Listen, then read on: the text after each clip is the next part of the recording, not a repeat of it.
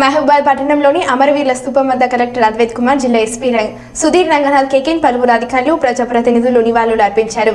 అనంతరం కలెక్టరేట్లో జాతీయ పతాకాన్ని ఆవిష్కరించి పోలీస్ గౌరవ వందనాన్ని స్వీకరించారు కలెక్టర్ అద్వైత్ కుమార్ సింగ్.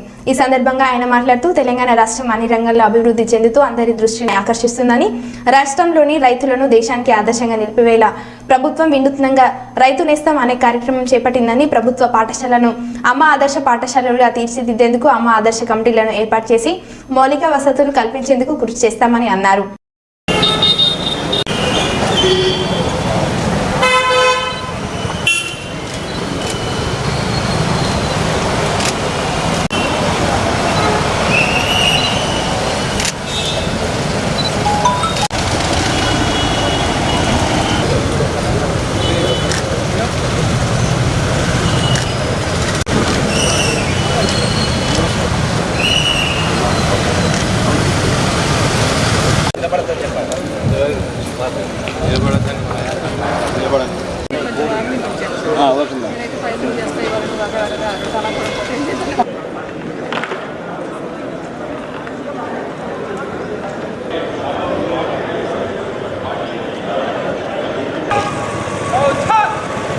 మన తెలంగాణ రాష్ట్ర అవతరణ దినోత్సవం సందర్భంగా విచ్చేస్తున్నటువంటి గౌరవ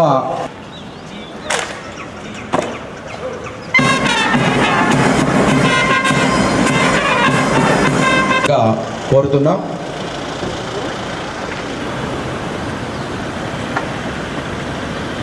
మన బిఆర్ అంబేద్కర్ గారికి, జయశంకర్ గారికి పూలతో వారు సత్కరిస్తూ వారిని వేడుకుంటున్నారు.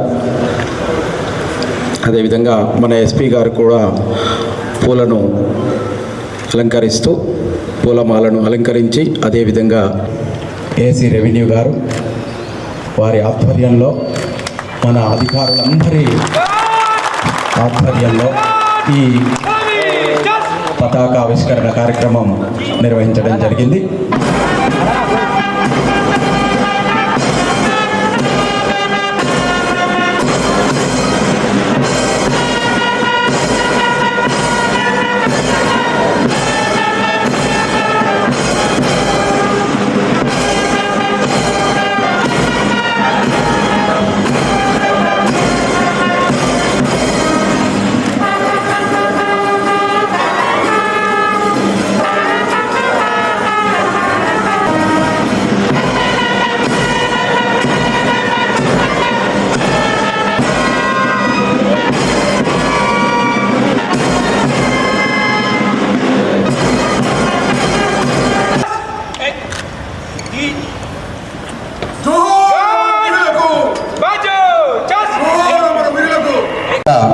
గౌరవ రెవెన్యూ ఏసీ గౌరవ ముఖ్య అతిథులందరికీ కూడా